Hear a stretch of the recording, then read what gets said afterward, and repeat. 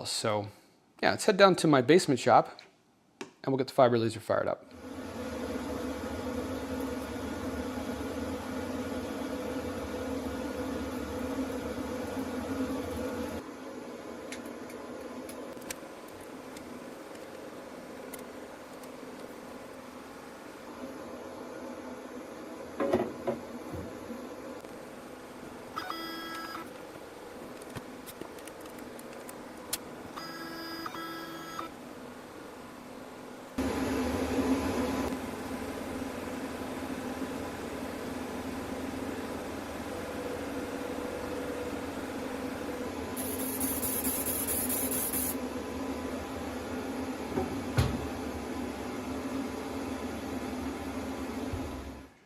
Well, I think that went fantastic. I love the two-color effect I was able to get on this, and that was not by accident. I did quite a bit of trial and error to get that. The key to engraving anything with a laser is, you know, try, and try again until you get exactly the effect you want. Especially on a fiber laser, the MOPA ones, you have so many different settings you can tweak that will give you so many different results on various materials.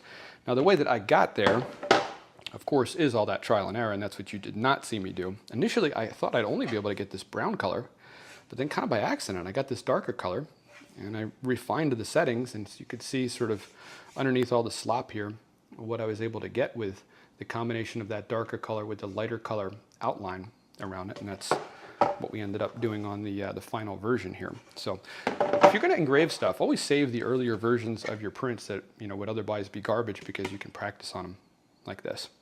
Oh, and the one thing I did want to mention, I've tested a number of fiber lasers on the channel, and the reason that I have kept that Monport GA100, and there's a link to that down in the description of the video, is because, first of all, it's a MOPA fiber laser, so I get all of those different options in configuring what the engraving is going to look like.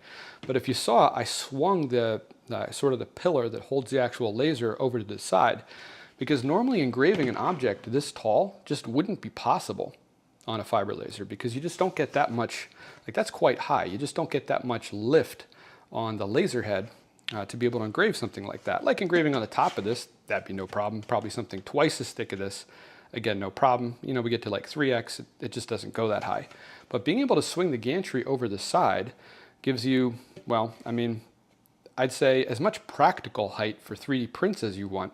But realistically, if you were to position it, if I took it out of the enclosure and positioned it at the edge of a table and swung it over, I mean, you could essentially engrave something infinitely high. You just keep raising the fiber laser. So again, I'll put a link to that one down in the description of this video. I'll caution, those machines are not cheap, but the stuff you can do with them, I mean, they're pretty easy to make money with. So check it out.